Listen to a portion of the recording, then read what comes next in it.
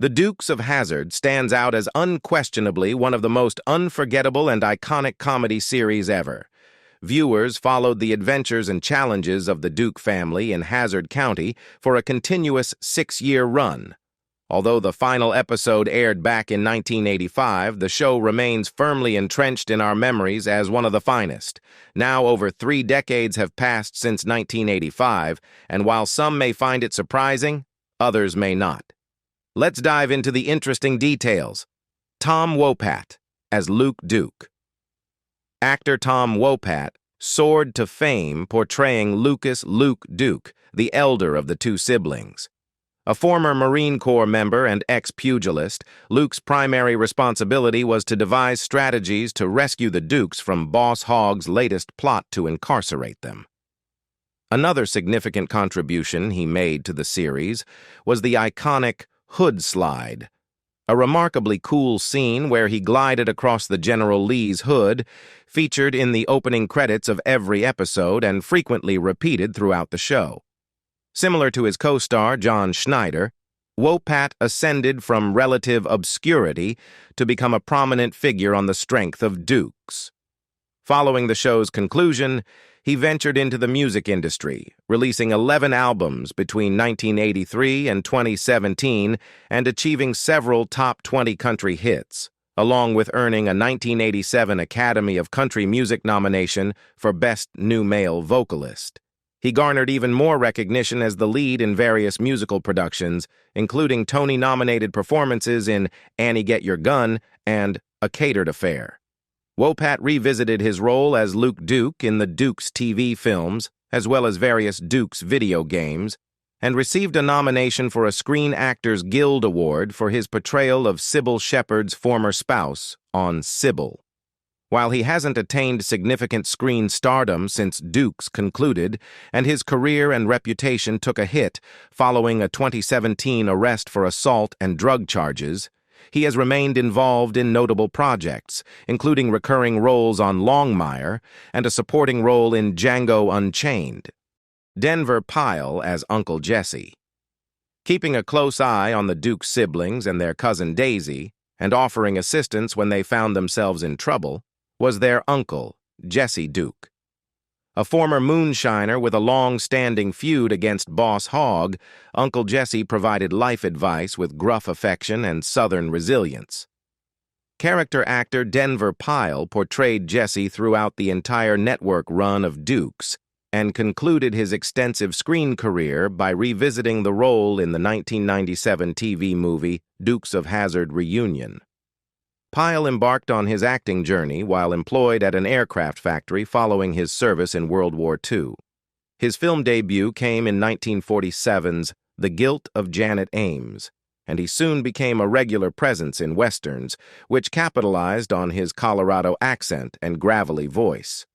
The advent of television in the 1950s offered Pyle numerous opportunities, including recurring roles in Western series like The Adventures of Kit Carson and The Lone Ranger.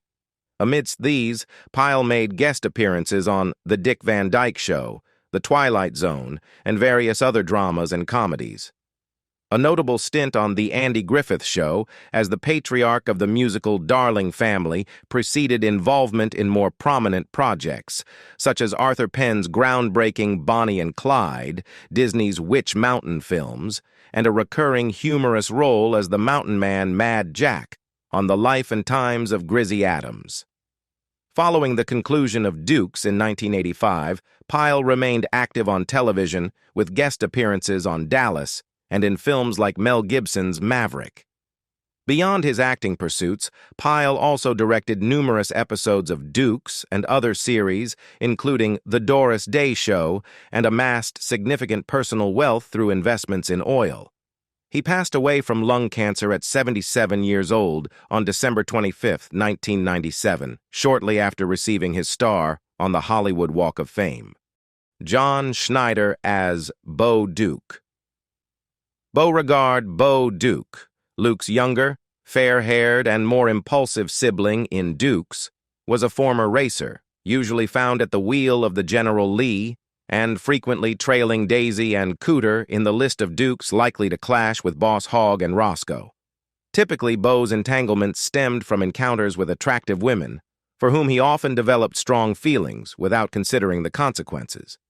New Yorker John Schneider, at the age of 18, secured the role of Beau Duke, launching him into television fame for 7 seasons.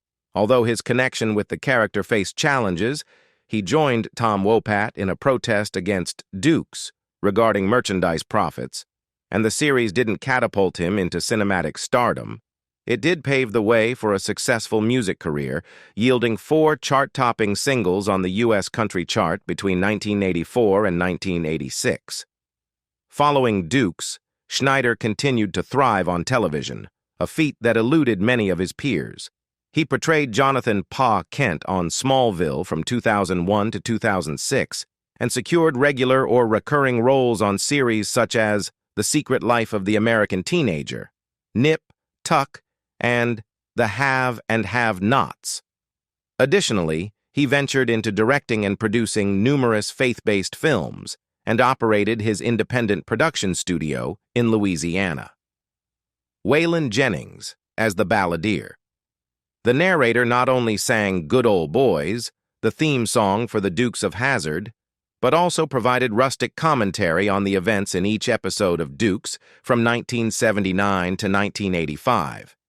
His storytelling helped connect the different storylines and offered humorous insights on the events before each commercial break. However, apart from a glimpse of his hands strumming a Fender guitar in the opening credits, the narrator never made an appearance on screen during the series. The wryly entertaining voice of the narrator belonged to country music icon Waylon Jennings, who had fulfilled similar roles for Moon Runners, the film that inspired Dukes. With 16 #1 hits on the Billboard country music charts, including Good Old Boys, Jennings began his career performing alongside Buddy Holly and narrowly missed being on the plane that tragically ended the rock pioneer's life in 1959. Jennings later gained fame as part of the outlaw movement in country music during the 1970s and as a member of the country supergroup The Highwaymen alongside Willie Nelson, Chris Christopherson, and Johnny Cash. A member of the Country Music Hall of Fame, Jennings passed away at the age of 64 on February 13, 2002. Following his death, various performers took on the role of the narrator in subsequent Dukes projects. Country music artists Don Williams and Mac Davis in The Dukes of Hazzard Reunion and Hazzard in Hollywood, respectively, guitar virtuoso Junior Brown in the 2005 Dukes of Hazzard feature film, and actor Gary Cole in The Dukes of Hazzard: The Beginning in 2007. James Best as Sheriff Roscoe Coltrane. Arguably the most recognizable character from the Dukes series, apart from the siblings, was Hazzard County's Sheriff Roscoe P. Coltrane. Initially depicted as a stern Southern lawman in the first season, actor James Best's exaggerated portrayal of Roscoe, without an E in his name, contrary to common belief, and the P representing Purvis, entertained young audiences, leading the show's creators to pivot the character towards comedic territory in later seasons and reunion films. In these later iterations, Roscoe became a more eccentric figure, known for his amusing nicknames for his brother-in-law, Boss Hogg, Little Chrome Dome, and his frequent catchphrases and stuttering laugh. Character actor James Best portrayed Roscoe in nearly all episodes of the series. Best briefly left the show due to a disagreement over wardrobe facilities and returned to play the role in both TV movies, where he was elevated to the position of Hazzard County's leader. Previously a contract player at Universal Studios, Best started his career in Western films and TV shows, capitalizing on his authentic Kentucky accent. His repertoire expanded to include sci-fi, such as the cult classic Killer Shrews, war dramas, and appearances on shows like The Andy Griffith Show, The Twilight Zone, Alfred Hitchcock Presents, and The Fugitive. Prior to his time on Dukes, Best took on character roles in notable films like Ode to Billy Joe, Rolling Thunder, and Hooper, which defined much of his career during the 1980s and 1990s. Besides acting, Best was active in various other pursuits, including painting, music, and teaching acting, with notable students including Quentin Tarantino. Best passed away at the age of 88 from pneumonia-related complications on April 6, 2015. Rick Hurst as Cletus. Rick Hurst portrayed Cletus Hogg, frequently seen alongside Enos in The Pursuit of the Duke Boys in 55 episodes from 1979 to 1982. As a second cousin, twice removed, of Boss Hogg, Cletus appeared in various roles during the first 2 seasons, including operating a junkyard before officially joining the Hazzard County Sheriff's Department as a full-time deputy in Season 3. Similar to Enos, Cletus showed little eagerness in chasing the Dukes, but shared Enos's profound fondness for Daisy. Hurst, a dedicated character actor, graced both the big and small screens throughout the 1970s before becoming part of the Dukes cast. He appeared under different names like Richard D. Hurst and Richard O. Hurst for guest appearances on shows such as The Partridge Family, The Bob Newhart Show, and Kung Fu, as well as in movies like the Disney comedy The Cat from Outer Space. Following the conclusion of Dukes, Hurst continued his screen career, co-starring in the short-lived B. Arthur series Amanda's and making appearances on Murder, She Wrote, The Wonder Years, and Perfect Strangers. After securing prominent roles in films like Steel Magnolias and In the Line of Fire, Hurst revisited his role as Cletus in both HAZZARD reunion TV movies and collaborated with James Best on his long-awaited horror project Return of the Killer Shrews. His son, Ryan Hurst, is also a prolific TV actor known for his roles in Sons of Anarchy as Opie, The Walking Dead as Beta, and The Mysterious Benedict Society, Sorrel Book as Boss Hogg. Supervising most of the businesses and governmental affairs in Hazzard County, alongside its illicit activities, was Jefferson Davis, J.D. Hogg, famously known as Boss Hogg, the main antagonist on Dukes of Hazzard. A former runner of illegal alcohol and adversary of Jesse Duke, Hogg seized control of the county through various corrupt land transactions, always on the lookout for new schemes, while harboring a deep-seated grudge against the Duke family. One of his most lucrative ventures was the speed trap, which consistently ensnared musicians passing through Hazzard County. Hogg frequently offered these country stars, including Buck Owens, Tammy Wynette, and even Waylon Jennings, portraying himself, the opportunity to settle their fines by performing at Hogg's establishment, the Boar's Nest. Character actor Sorrel Book not only portrayed Boss Hogg, but also his identical and honorable twin sibling, Abraham Lincoln Hogg, on Dukes, and lent his voice to the character in its short-lived animated offshoot, The Dukes. Hailing from Buffalo, New York, Book began his acting career in radio dramas at a young age and pursued studies at Columbia and Yale before venturing into stage and television acting in the 1950s. Despite appearances in films like Fail Safe and Slaughterhouse-Five, the bulk of his screen work was in episodic series such as Dr. Kildare, for which he earned an Emmy nomination in 1964, as well as MASH and All in the Family. His memorable portrayal of Boss Hogg, for which he donned padding beneath the character's iconic white attire, was arguably his most widely recognized role, although Book remained active in acting after the show concluded. Animated series like Tiny Toon Adventures comprised the majority of his final screen appearances. Book passed away from colon cancer at 64 years old on February 11, 1994. Ben Jones as Cooter. Wild Cooter Davenport was the Duke's ally and partner in various endeavors against Boss Hogg and Sheriff Coltrane. Initially depicted as somewhat unpredictable, hence the Wild nickname, Cooter eventually settled into a reliable companion role while also offering mechanical expertise for General Lee and other damaged vehicles. For those wondering about the term cooter, it refers to a type of large freshwater turtle native to the eastern United States and Mexico. Ben Jones was the sole main cast member on Dukes, who also appeared in Moonrunners, the movie that served as the inspiration for the series. He portrayed a revenue agent and made appearances in several films like Smokey and the Bandit, alongside Sonny Schroyer, before his tenure on Dukes. After the show concluded in 1985, Jones, who held positions as president of the Screen Actors Guild in Georgia and chairman of the Georgia Film Commission, served 2 terms as a Georgia congressman from 1989 to 1993. Presently, Jones contributes regularly to political discussions in newspapers and cable news programs and operates Cooter's Place, a group of museums and stores centered around Dukes in Virginia and Tennessee.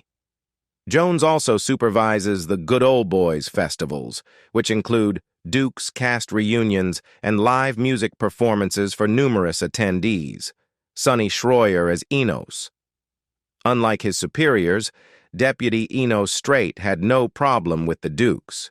The trio even praised each other's driving skills in early seasons, but faithfully followed orders to apprehend the brothers, which always resulted in him driving the police car into a body of water.